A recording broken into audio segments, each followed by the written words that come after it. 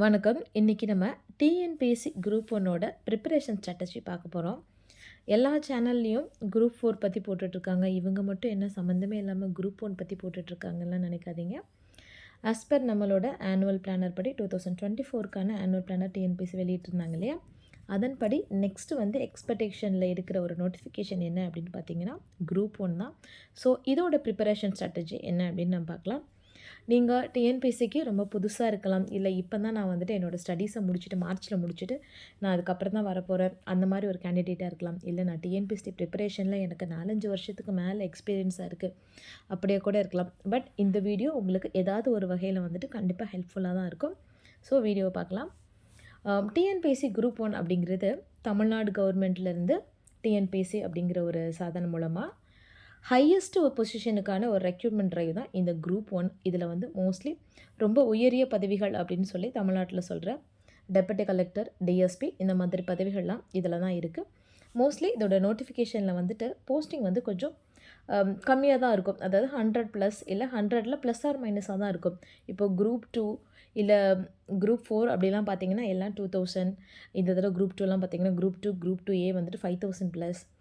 Group 4 last time 10,000 பக்கத்தில் இருந்தது. இந்த தடவை 6,000+. ஸோ அந்த அளவுக்கு இருக்காது, கொஞ்சம் கம்மியான லிமிட்டடாக தான் இருக்கும் சீட்ஸ். பட் கொஞ்சம் நல்லா உட்காந்து நம்ம ப்ரிப்பேர் பண்ணோம்னா இதை ஈஸியாக நம்ம வந்துட்டு இதில் வந்து பாஸ் பண்ணிடலாம். ஸோ ஓகே, இதில் வந்து பார்த்தீங்கன்னா 3 ஸ்டெப்ஸ் ஆஃப் ஸ்க்ரீனிங் ப்ராசஸ் இருக்குது. ஃபர்ஸ்ட் வந்து ப்ரிலிம்ஸ், தென் மெயின் எக்ஸாம், தென் இன்டர்வியூ. இந்த ப்ரிலிமினரி எப்படி அப்படின்னு பார்த்தீங்கன்னா அப்ஜெக்டிவ் டைப் தான். ஸோ நம்ம வந்துட்டு ஒரு 4 ஆன்சர் கொடுத்துருப்பாங்க. அந்த ஆன்சரில் எது ரொம்ப சூட்டபுளாக இருக்கும், 5 ஆன்சர்ஸ் இப்போது அதாவது விடை தெரியவில்லை அப்படிங்கிறதே வந்துட்டு இப்போ ஒரு ஆப்ஷனாக கொண்டு வந்திருக்காங்க. ஸோ இந்த 5 ஆப்ஷனில் நம்ம எது ரொம்ப சூட்டபுளாக இருக்கோ அதை வந்துட்டு நம்ம OMR ஷீட்டில் ஷேட் பண்ணணும். ஸோ அப்ஜெக்டிவ் டைப் தான் ப்ரிலிம்ஸில் இருக்கும். 300 மார்க்ஸுக்கு மொத்தமாக கொஸ்டின் வந்து 200 கொஸ்டின்ஸ் இருக்கும். 3 hours டைம் கொடுப்பாங்க. இதுக்குன்னு தனி சிலபஸ் இருக்குது. மெயின்ஸுக்கும் ப்ரிலிம்ஸுக்கும் சேம் சிலபஸ் கிடையாது, வேறு வேறு சிலபஸ். நெக்ஸ்ட்டு இதில் நம்ம வந்துட்டு கிளியர் பண்ணிட்டோம், இந்த ட்ரைவில் வந்துட்டு நம்ம கிளியர் ஆகிட்டோம் அப்படின்னா நெக்ஸ்ட்டு வந்துட்டு மெயின்ஸுக்கு நம்ம போவோம். ப்ரிலிம்ஸ்லேருந்து மெயின்ஸுக்கு செலக்ட் பண்ணுற அந்த செலக்டிவ் ரேஷியோ என்னென்னு பார்த்தீங்கன்னா 1:20. கொஞ்சம் நாளுக்கு முன்னாடி, அதாவது போன வருஷத்துக்கு முன்னாடி வரைக்கும் 1:50 இருந்தது. சமீபத்தில் அதை 1:20 ரேஷியோவாக மாற்றிருக்காங்க. தென் மெயின்ஸ் வருவோம். மெயின்ஸில் ஸ்கோரிங் பேப்பர் அப்படின்னு பார்த்தீங்கன்னா 3 பேப்பர் தான். பட் தமிழ் எலிஜிபிலிட்டியை நம்ம ஃபர்ஸ்ட் டே எழுதிடுறோம். ஸோ தமிழ் எலிஜிபிலிட்டியில் நீங்கள் அந்த எலிஜிபிலிட்டி ஸ்கோர் அச்சீவ் ஆனால் மட்டும்தான் உங்களோட பேப்பர், மற்ற பேப்பர் ஸ்கோரிங் பேப்பர்லாம் வந்துட்டு கரெக்ஷன் பண்ணுவாங்க. இந்த ஸ்கோரிங் பேப்பரில் வந்துட்டு 3 பேப்பர் இருக்குது. பேப்பர் 1, பேப்பர் 2, பேப்பர் 3 அப்படின்னு 3 இருக்குங்க. ஒவ்வொன்றிலையும் வந்துட்டு ஃபர்ஸ்ட் பேப்பரில் 4 யூனிட் இருக்குது, செகண்ட் பேப்பரில் 3 யூனிட், தென் தேர்ட் பேப்பரில் 3 யூனிட் சொல்லிட்டு மொத்தம் 10 யூனிட்ஸ் இருக்குது. தென் லாஸ்ட்டு ரெக்ரூட்மெண்ட் ட்ரைவ் தான் வந்துட்டு இன்டர்வியூ ப்ராசஸ். இது எல்லாமே செலக்ட் ஆகிட்டோம் அப்படின்னா லாஸ்ட்டு இன்டர்வியூ முடிச்சதுக்கப்புறம் ரேங்க் லிஸ்ட் அனௌன்ஸ் பண்ணுவாங்க. ரேங்க் லிஸ்ட்டில் நம்மளோட ரேங்க்குக்கு ஏற்ப வந்துட்டு நம்ம செலக்ட் ஆகியிருந்தோம் அப்படின்னா சர்டிஃபிகேட் வெரிஃபிகேஷன் வச்சு நம்மளுக்கு அப்பாயின்மெண்ட் ஆர்டர் இஷ்யூ பண்ணிடுவாங்க. இந்த வீடியோவில் நம்ம முழுக்க குரூப் 1ஓட ப்ரிலிம் ஸ்ட்ராட்டஜி தான் பார்க்க போகிறோம், எப்படி ப்ரிப்பேர் பண்ணணும் அப்படின்னு. ஃபஸ்ட்டு நம்ம சொல்லிட்டோம் இதோட பேட்டர்ன் எப்படி அப்படின்னா 300 மார்க்ஸ், 200 கொஸ்டின்ஸ், மொத்த யூனிட் எவ்வளோ இருக்குது அப்படின்னு பார்த்தீங்கன்னா 10 யூனிட்ஸ் இருக்குது. ஓகே, ஃபர்ஸ்ட்டு நம்ம ஒரு டிஎன்பிஎஸ்சிக்கு ப்ரிப்பேர் பண்ண போகிறோம் அப்படின்னு நினச்ச உடனே டிஎன்பிஎஸ்சி சைட்டை ஓப்பன் பண்ணிவிட்டு அதில் சிலபஸ்ன்னு ஒன்று கொடுத்துருப்பாங்க. அது உள்ளே போய் அஃபீஷியலாக ரிவைஸ்டு சிலபஸ் ஒன்று இருக்குது, அதை நம்ம வந்து பிரிண்ட் அவுட் எடுத்துக்கணும். சிலபஸை வந்துட்டு மினிமம் 2லேருந்து ஒரு 3 காப்பி வந்து பிரிண்ட் அவுட் எடுத்து வச்சுக்கோங்க. அடிக்கடி நம்ம கண்ணில் தென்படும் இல்லையா ஒரு இடம். நான் இப்போ என்னோடய ரூமில் ஒரு ஸ்டடி டேபிளில் உட்காந்து படிப்பேன். ஸோ என்னோடய டேபிள் முன்னாடி தெரிகிற மாதிரி விசிபிளாக ஒட்டி வச்சுக்கலாம். இல்லை நான் ஒரு சார்ட்டை பார்த்து தான் படிப்பேன், இல்லை இந்த நோட் இல்லாமல் நான் படிக்கவே மாட்டேன் அப்படின்னா அந்த நோட்டில் நீங்கள் ஸ்டிக் பண்ணி வச்சுக்கலாம். ஸோ நீங்கள் எங்கெல்லாம் படிக்க உட்கார்றீங்களோ கண்டிப்பாக அங்கெல்லாம் உங்களுக்கு ஒரு சிலபஸ் எடுத்துகிட்டு போகிற மாதிரி ஒன்று வேணும். இல்லைங்க என்னால் அப்போல்லாம் பேப்பர்லாம் தூக்கிட்டு போக முடியாது அப்படின்னா எல்லாரும் கையிலையும் எப்போதுமே இருக்கிறது வந்துட்டு செல்ஃபோன் தான். செல்ஃபோனில் டவுன்லோட் பண்ணி வச்சுக்கோங்க, டக்குன்னு ஆக்சஸ் பண்ணுற மாதிரி எடுத்து வச்சுக்கோங்க. ஸோ இதில் 10 யூனிட்ஸ் இருக்குது. சிலபஸை நம்ம ஃபஸ்ட்டு பார்த்துக்கணும். சிலபஸில் 10 யூனிட் வந்து கொடுத்துருக்காங்க. சரி, இந்த 10 யூனிட்டும் நம்மளுக்கு எங்கே இருக்குது, இந்த சோர்ஸஸ்லாம் எங்கே இருக்குது, ஸ்டடி மெட்டீரியலை நான் எங்கே போய் எடுக்க போகிறேன் அப்படின்னா தமிழ்நாடு சமச்சீர் புத்தகம் இருக்கு இல்லையா, அதில் 6ஆம் வகுப்பிலிருந்து 12ஆம் வகுப்பு வரைக்கும் உள்ள புத்தகங்களை நீங்கள் கலெக்ட் பண்ணிக்கணும். 12ஆம் வகுப்புனா அத்தனை புத்தகங்களும் வேணுமா அப்படின்னா வேண்டாம். சிலபஸில் நம்மளுக்கு என்னெல்லாம் தேவையோ அந்த புத்தகம் மட்டும். மோஸ்ட்லி வந்துட்டு 6th ஸ்டாண்டர்ட்லேருந்து பார்த்தீங்கன்னா குரூப் 1க்கு தமிழும் இங்கிலீஷும் அந்த அளவுக்கு தேவையில்லை, லாங்குவேஜ் பேப்பர் தேவையில்லை. பட் மேக்ஸ் நீங்கள் கான்சன்ட்ரேட் பண்ணணும்.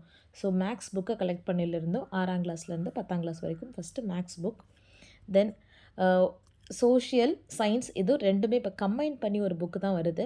ஸோ அந்த புத்தகங்களையும் நீங்கள் வந்துட்டு வாங்கி வச்சுக்கணும். 11th 12th அதே மாதிரி ஹிஸ்ட்ரி, பாலிட்டி, எக்கனாமிக்ஸ், தென் ஜாகிரஃபி, தென் எத்திக்ஸ் அப்படின்னு ஒரு புக்ஸ் இருக்குது. அறவியல்னு இருக்கும் தமிழில். இந்த புக்கையும் வந்துட்டு நீங்கள் கலெக்ட் பண்ணி வச்சுக்கணும். பட் அதையும் தாண்டி வந்துட்டு சம்டைம்ஸ் உங்களுக்கு சயின்ஸில் ரொம்ப இன்ட்ரெஸ்ட், அது மட்டும் இல்லாமல் நான் போர்ஷனை ஃபுல்லாக முடிச்சிட்டேன் அப்படின்னு மாதிரி இருந்ததுன்னா நீங்கள் பாட்னி சுவாலஜி கூட கலெக்ட் பண்ணி வச்சுக்கலாம். ஓகே, இப்போ நம்ம என்ன பார்க்க போகிறோன்னா, மொத்தமாக நம்மளுக்கு தமிழ்நாடு கவர்மெண்ட் ப்ரொவைட் பண்ணுற சமச்சீர் புத்தகங்கள் தான் முதல்ல நம்ம ஸ்டடி மெட்டீரியலை நம்ம ஃபாலோ பண்ண போகிறோம். ரெண்டாவது, கரண்ட் அஃபேர்ஸ்க்கு டெய்லி நம்ம கண்டிப்பாக நியூஸ் பேப்பர் ரீட் பண்ணணும். நியூஸ் பேப்பர் அப்படிங்கும்போது நம்ம வந்து அதில் அதிகமாக இருக்கிற அந்த காசிப் நியூஸ் அந்த மாதிரியெல்லாம் பார்க்காம நம்மளுக்கு ஒரு அரசு சார்ந்த நோக்கங்களில் என்னென்ன மாதிரி வருது, இல்லை திட்டங்கள் எந்தெந்த மாதிரி இருக்குது அப்படிங்கிற கரண்ட் அஃபேர்ஸை தான் நம்ம நோட் பண்ணி வச்சுக்கணும். இதுக்காக எல்லோரும் ப்ரிஸ்கிரைப் பண்ணுற நியூஸ் பேப்பர் என்ன அப்படின்னு பார்த்தீங்கன்னா, த ஹிந்து. இங்கிலீஷ்லேயும் சரி தமிழ்லேயும் சரி த ஹிந்து படிக்கலாம். தமிழில் தினமணி பேப்பர் படிக்கலாம். இதெல்லாம் படித்தாலே இதுலேயே மோஸ்ட்லி நம்மளுக்கு இந்த திட்டங்கள் தினசரி நடப்பு நிகழ்வுகள் எல்லாமே இதில் கம்பைன் ஆகிடும். தென் சமச்சீர் புக்ஸும் நான் வந்து கலெக்ட் பண்ணிட்டேன். தென் நான் வந்து நியூஸ் பேப்பரும் டெய்லி வாங்கிட்டேன். ஓகே, இந்த ரெண்டும் வந்துருச்சு. இது தவிர நான் என்னெல்லாம் படிக்கணும், நிறைய ப்ரிஸ்கிரைப்டு ஆத்தர்ஸ் இருக்காங்க. நிறைய இன்ஸ்டியூட்டில் இருந்துட்டு, எல்லா இன்ஸ்டியூட்லையுமே சொல்கிறேன், நிறைய இன்ஸ்டியூட்லேருந்து அவங்கவுங்களோட புக்ஸ் எல்லாம் கொடுக்குறாங்க. நான் எந்த இன்ஸ்டியூட் புக்கை படித்தா பாஸ் ஆவேன் அந்த மாதிரிலாம் கேட்டிங்கன்னா, எந்த இன்ஸ்டியூட் புக்கை படித்தீங்கன்னா பாஸ் ஆவீங்க அப்படின்னா அதுக்கு பதில் தெரியுமா அப்படின்னு தெரில. பட் எது படிக்காட்டி நீங்கள் பாஸ் ஆக முடியாதுன்னு மட்டும் சொல்ல முடியும். யார் ஒருத்தங்க சமச்சீர் புக்கை படிக்கலையோ, இல்லை ஆப்டி நான் சுத்தமாக பார்க்க மாட்டேன், ஆப்டி நான் ப்ராக்டிஸே பண்ண மாட்டேன் அப்படின்னு இருந்தாலும், கரண்ட் அஃபேர்ஸே படிக்க மாட்டேன் அப்படின்னு சொல்கிறாலும், இந்த 3 பேரால் கண்டிப்பாக வந்துட்டு கிளியர் பண்ணிக்கவே முடியாது. நீங்கள் எந்த இன்ஸ்டியூட் புக்கை ஃபாலோ பண்ணாலும் சரி, கண்டிப்பாக நீங்கள் ஃபாலோ பண்ணுற வேண்டிய புக்கு சமச்சீர் புக்கு. தென் நியூஸ் பேப்பர் டெய்லி படிக்கணும். தென் ஆப்டிடியூட் வந்துட்டு ஃபாலோ பண்ணணும். ஓகே, இப்போது இந்த யூனிட்டில் வந்துட்டு மொத்தம் 10 யூனிட் இருக்குது அப்படின்னு சொன்னேன் இல்லையா, 10 யூனிட்டில் எது ரொம்ப முக்கியமானது, எது ரொம்ப முக்கியம் இல்லை அப்படின்னு தரவரிசைப்படுத்தணும் அப்படின்னா, இந்த மொத்தம் 200 கொஸ்டின், அதில் 25 கொஸ்டின் வந்துட்டு ஆப்டிடியூட். இது நம்ம சிலபஸ்லேயே ப்ராப்பராக மென்ஷன் பண்ணியிருக்காங்க. So 25 questions only for aptitude. So இதுக்கு வந்துட்டு நம்மளோட 6ஆம் வகுப்பிலிருந்து 10ஆம் வகுப்பு வரைக்கும் உள்ள அந்த கணக்கு புத்தகம் இருக்கு இல்லையா, அதில் உள்ள சிலபஸில் கொடுத்துருக்க டாப்பிக்கில் உள்ள சம்ஸை மட்டும் போட்டு பார்த்துருந்தாலே போதுமானது. அதுவே வந்துட்டு மோர் தென் எனஃப். மோஸ்ட்லி அதே கொஸ்டின்ஸ் தான் கேட்பாங்க, கொஞ்சம் நம்பர் மட்டும் மாற்றிருப்பாங்க. பட் பேட்டர்ன் எல்லாமே அதே மாதிரி தான் இருக்கும். ஸோ ஆப்டிடியூடுக்கு 6ஆம் வகுப்பிலிருந்து 10ஆம் வகுப்பு வரைக்குமான கணித பாட புத்தகத்தை வந்துட்டு நல்லா பார்த்துக்கிடணும். தென் இன்னொன்று என்னென்னு பார்த்தீங்கன்னா, கரண்ட் அஃபேர்ஸ் 2020க்கு அப்புறம் எடுத்த டெஸ்ட்டெல்லாம் எடுத்து பார்த்தோம்னா, கரண்ட் அஃபேர்ஸோட ரோல் வந்துட்டு ரொம்ப இம்பார்ட்டண்ட்டாக இருக்குங்க. கிட்டத்தட்ட 25 கொஸ்டின், 20லேருந்து 25 கொஸ்டின்ஸ், மோஸ்ட்லி 25 வந்திருக்கு. ஸோ 25 கொஸ்டின்ஸ் வந்துட்டு கரண்ட் அஃபேர்ஸ்லேருந்து வருது. ஸோ கரண்ட் அஃபேர்ஸ்க்காக நான் சொன்ன மாதிரி ஒரு நியூஸ் பேப்பர், ஏதோ ஒரு prescribed news paper, Tamil Hindu, English Hindu, Dinamani, இதில் ஏதாவது ஒன்று வாங்கிட்டு நீங்கள் படிக்கலாம். குரூப் 1 நான் தமிழில் படிக்கலாமா இங்கிலீஷில் படிக்கலாமான்னா அது அவங்கவுங்க விருப்பமானது. எந்த லாங்குவேஜில் வேணாலும் படிக்கலாம். ஏன்னா 2 லாங்குவேஜ்லையுமே வந்துட்டு நியூஸ் பேப்பர்ஸ் அவைலபிளாக இருக்குது, சமச்சீர் புத்தகங்களும் அவைலபிளாக இருக்குது. ஸோ ஏதோ ஒரு லாங்குவேஜ், 2 லாங்குவேஜுமே ஓகே தான், படிச்சுக்கலாம். ஸோ ஃபஸ்ட்டு ஆப்டிடியூட் முடித்தாச்சு. தென் கரண்ட் அஃபேர்ஸும் முடித்தாச்சு. அது போக சயின்ஸ் இருக்குது, geography, history and culture, polity, unit 8, unit 9, economy, INM, இது எல்லாமே இருக்குது. இதில் எது அதிகமாக ரோல் ப்ளே ஆகுது, எதை நான் படிக்காமல் போகலாம் அப்படிலாம் இல்லை, எல்லாத்துலேருந்துமே வந்துட்டு கொஸ்டின் வந்திருக்கு. இதுக்கு முன்னாடி பார்த்திங்கன்னா ரொம்ப இம்பார்ட்டண்ட்டானது மட்டும் படிச்சுட்டு போனால் போதும், மற்றதெல்லாம் வந்து கூட சாய்ஸில் நம்ம அப்படியே விட்டுக்கலாம், கொஞ்சம் தெரிஞ்ச மாதிரி எழுதிக்கலாம், இங்கே இப்போ இங்கே போட்டிக்கலாம் அப்படிலாம் யோசிப்பாங்க. இப்போ அப்படிலாம் கிடையாது. எல்லாமே வந்துட்டு எல்லாமே 10 கொஸ்டினுக்கு அதிகமாக தான் வருது. ஸோ 10 மார்க்குக்கு அதிகமாக வருது அப்படிங்கும்போது எல்லா யூனிட்டுமே ரொம்ப இம்பார்ட்டண்ட் தான். அதில் அதிகமாக 30+ வந்துட்டு கொஸ்டின் எதுலேருந்து வருது அப்படின்னு பார்த்தீங்கன்னா, யூனிட் 8லேருந்து வருது. ஸோ யூனிட் 8 நம்ம இன்னும் கொஞ்சம் கான்சன்ட்ரேட் பண்ணி படிச்சுக்கணும். இந்த யூனிட் 8 என்ன அப்படின்னு பார்த்தீங்கன்னா, தமிழ்நாட்டின் வரலாறு, மரபு, பண்பாடு மற்றும் சமூக அரசியல் இயக்கங்கள் அப்படிங்கிற ஒரு டாபிக் கீழே தான் இந்த யூனிட் 8 வருது. இதில் தமிழ்நாட்டோட சமுதாய வரலாறு, அதுக்கப்புறம் திருக்குறள், விடுதலை போராட்டத்தில் தமிழ்நாட்டின் பங்கு, தென் சமூக அரசியல் இயக்கங்களின் பரிணாம வளர்ச்சி, இந்த மாதிரி ஒரு டாப்பிக்கெல்லாம் வந்துட்டு இம்பார்ட்டண்ட் டாப்பிக்காக இருக்குது. இதற்கு நம்ம என்ன படிக்கணும்னா, சமச்சீர் புத்தகங்களே வந்துட்டு அதிகமான அளவு வந்து இதுக்கு கவர் பண்ணிடுவாங்க. ஸோ சிலபஸை பார்த்துக்கிடணும், அதுக்கப்புறம் டாபிக் எடுக்கணும், சமச்சீர் புக்கில் இருந்துட்டு டாபிக் எடுக்கணும், டாப்பிக்கு ரிலவெண்ட்டாக தான் நம்ம படிக்கணும். நம்ம வந்து நான் தமிழ்நாடை பற்றி ஃபுல்லாக படிக்க போகிறேன் அப்படின்னு சொல்லிட்டு அட்டை டு அட்டை ஒரு புத்தகத்தை எடுத்துகிட்டு 6ஆம் கிளாஸ் புத்தகம் எடுத்திருக்கேன்னா அட்டை டு அட்டை படிச்சுட்டு போதும் அப்படின்னா கிடையாது. சிலபஸ் படி தான் கரெக்டாக படிக்கணும். சிலபஸில் அந்த டாபிக் இருக்கா, அந்த டாபிக் ரிலவெண்ட்டாக 6th என்ன இருக்குது, 7th என்ன இருக்குது, 8th என்ன இருக்குது, அப்படி தான் படிக்கணும். இந்த யூனிட் 8க்கு சமச்சீர் புத்தகங்கள் எல்லாம் படித்து முடிச்சதுக்கப்புறம் அறவியல் அப்படின்னு ஒரு புக் இருக்குங்க. 11th 12th அறவியல் அப்படின்னு கொடுத்துருக்காங்க, எத்திக்ஸ் புக்கு அப்படின்னு சொல்லுவோம். ஸோ அந்த புக்கும் வந்துட்டு படிக்கணும். ஏன்னா அதுலேயும் வந்துட்டு இதில் கொஞ்சம் சிலபஸ் எல்லாம் கவர் ஆகுது. ஸோ அதை பார்த்துக்கணும். தென் அதுக்கு அடுத்து என்னென்னு பார்த்தீங்கன்னா, பாலிட்டிலையும் ஐஎன்எம்லேயும் வந்துட்டு அதிகமாக கேள்வி கேட்டிருக்காங்க. பாலிட்டிக்கு சமச்சீர் புத்தகங்கள் மட்டும் கிடையாது, 11th 12th சமச்சீர் 10th வரைக்கும் உள்ள புத்தகங்களோட 11th 12th பொலிட்டிக்கல் சயின்ஸ் புக்கும் நம்ம படிக்கணும். சரி, இது எல்லாமே நான் படித்து முடிச்சிட்டேன், இன்னும் எனக்கு கொஞ்சம் டேட்டா தேவைப்படுது அப்படிங்கும்போது நீங்கள் லக்ஷ்மிகாந்த் புக்கை வந்துட்டு ரெஃபர் பண்ணலாம். ஃபுல்லாக சமச்சீர் புத்தகங்களில் எல்லாத்தையும் நான் முடிச்சுட்டேன் அப்படிங்கிற இருக்கும்போது நம்ம ப்ரிஸ்கிரைப்டு புக்ஸ் கொஞ்சம் இருக்குது, அதை கூட நீங்கள் ரெஃபர் பண்ணிக்கலாம். தென் ஐஎன்எம்க்கும் வந்துட்டு நம்மளோட வரலாறு புத்தகங்களே வந்து போதுமான அளவுக்கு இருக்குது. ஸோ அதை படிச்சுக்கிடணும். அதுக்கப்புறம் பார்த்திங்கன்னா எக்கனாமி இருக்குது. தென் ஹிஸ்ட்ரினா மெடிவல் ஹிஸ்ட்ரி, ஏன்ஷியன்ட் ஹிஸ்ட்ரி இருக்குது, அதெல்லாம் பார்க்கணும். தென் ஜியாகிரஃபி பார்க்கணும். இந்த சயின்ஸுங்கிற டாப்பிக்கை வந்துட்டு மோஸ்ட்லி நிறைய பேர் ஒமிட் பண்ணிடுவாங்க. ஏன்னா சயின்ஸுங்கிறது ஒரு பெரிய கடல், நிறைய போர்ஷன்ஸ் இருக்குது.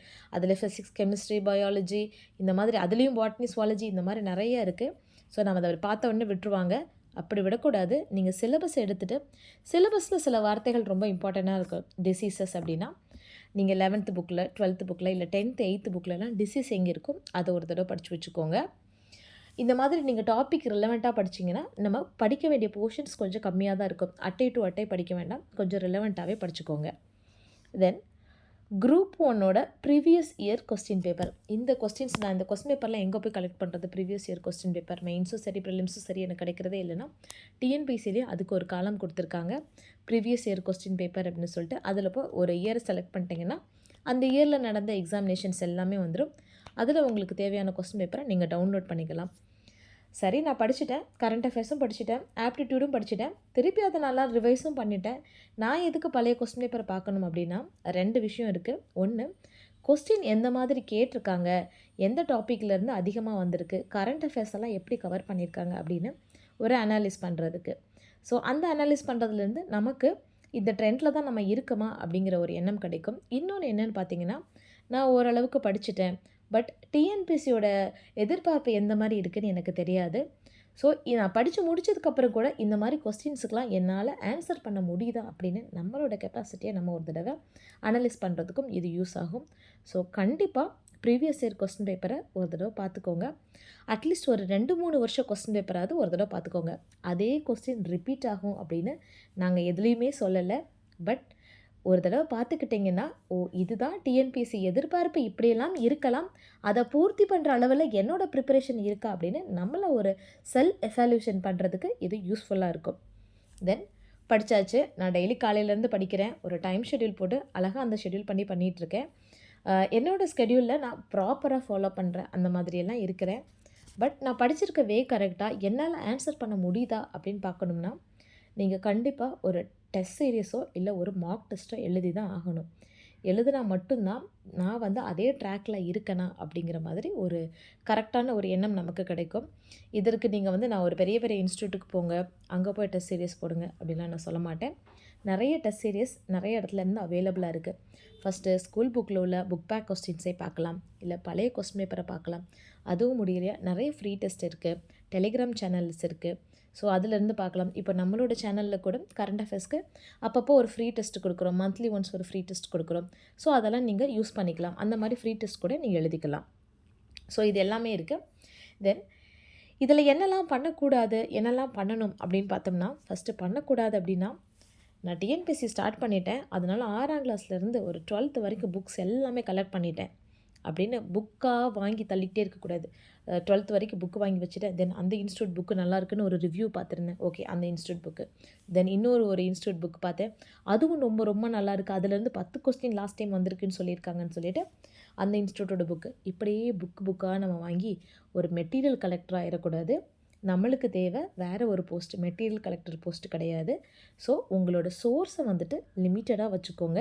அதை ஒரு ஜுடிஷியலாக நீங்கள் ஃபாலோ பண்ண ஆரம்பிங்க. ஸோ சோர்ஸை வந்துட்டு ஃபஸ்ட்டு லிமிட் பண்ணிக்கோங்க.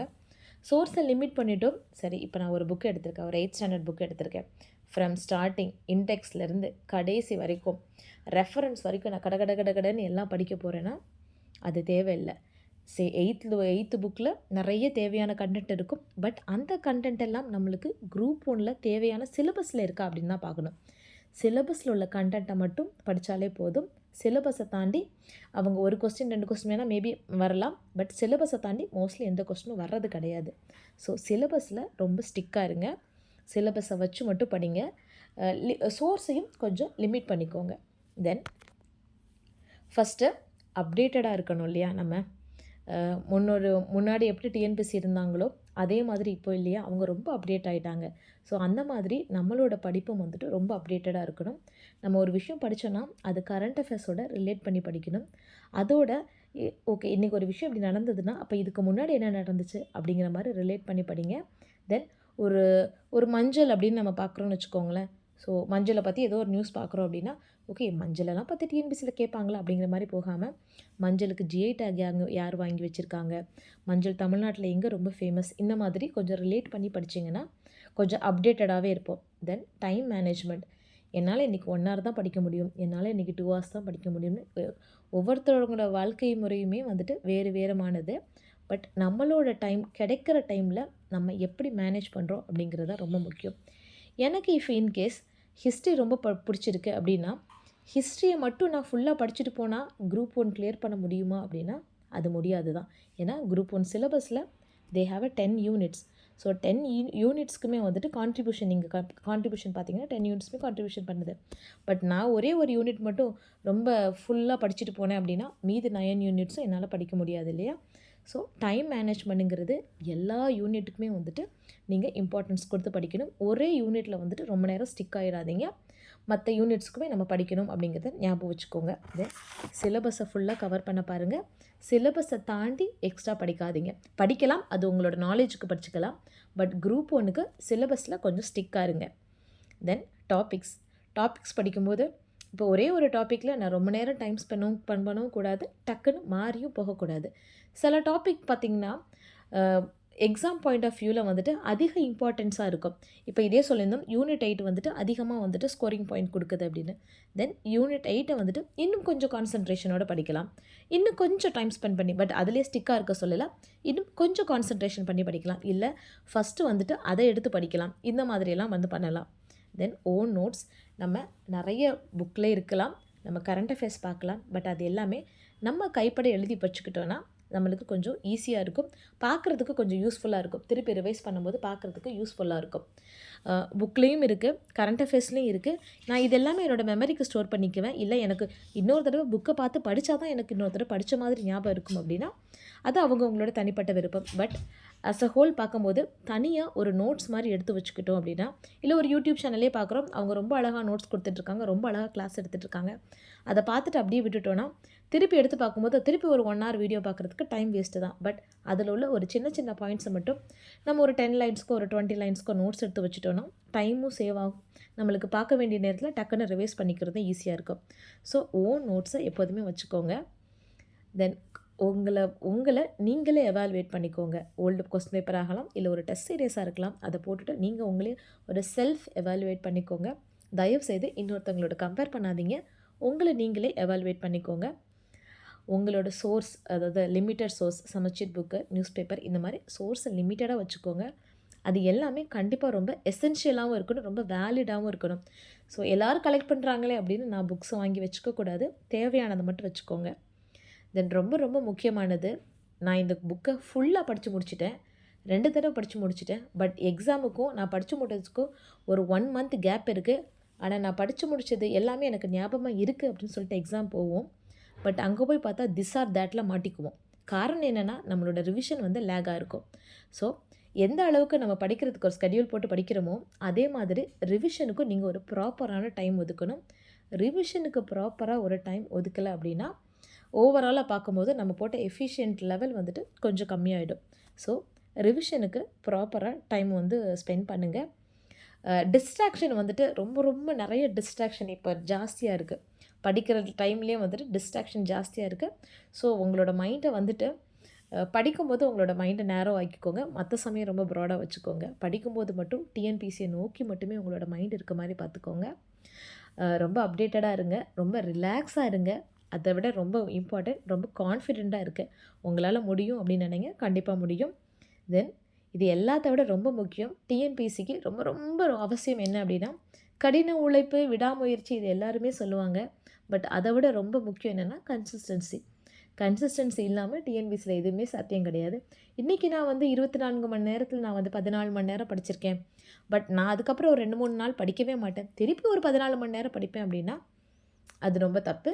So consistency is the key for success. So consistency ரொம்ப முக்கியம். இந்த குரூப் 1க்காக ஃபஸ்ட்டே சொல்லியிருந்தோம்ல, குரூப் 1ல் ஒரு 3 ஸ்டெப் இருக்குது. ப்ரிலிம்ஸ் இருக்குது, மெயின்ஸ் இருக்குது, இன்டர்வியூ இருக்குது அப்படின்னு சொல்லியிருந்தேன் இல்லையா? நம்மளோட அகாடமியில் இந்த 3மே சேர்த்து ஒரு கோர்ஸ் இருக்குங்க. ப்ரிலிம்ஸ், மெயின்ஸ், இன்டர்வியூ இந்த 3மே சேர்ந்து கவர் பண்ணுறாங்க. இது எல்லாமே எப்படி பார்த்தீங்கன்னா 5,999 அந்த ஒரே பேக்கேஜில் கிடச்சிருது. இதில் ப்ரிலிம்ஸ்க்கு வந்துட்டு எக்கச்சக்கமாக யூனிட் வைஸ் வந்துட்டு ஒரு எக்ஸாம் இருக்கும். தென் சப்ஜெக்ட் வைஸ் ஒரு எக்ஸாம் இருக்கும். தென் அதுக்கப்புறம் பார்த்தீங்கன்னா ஓவரால் மார்க் டெஸ்ட் இந்த மாதிரி நிறைய எக்ஸாம்ஸ் இருக்குது. மெயின்ஸுக்கும் அதே மாதிரி ஒவ்வொரு பேப்பர் வைஸும் எக்ஸாம் இருக்குது, யூனிட் வைஸும் எக்ஸாம் இருக்குது, மார்க் டெஸ்ட்டும் நிறைய இருக்குது. வியூஸ் வந்துட்டு தனித்தனியாக ஒவ்வொரு பேப்பருக்கும் வந்துட்டு ரிவ்யூ கொடுப்பாங்க. தென் இன்டர்வியூ கைடன்ஸும் இருக்குது. இது எல்லாமே சேர்ந்து 5,999க்கு இருக்குது. உங்களுக்கு தேவைப்பட்டுச்சுன்னா இதை வந்து யூஸ் பண்ணிக்கோங்க. பட் ப்ரிலிம்ஸ் வந்து யார் நினச்சாலும் பாஸ் பண்ணலாம். நல்லா படிங்க. All the best.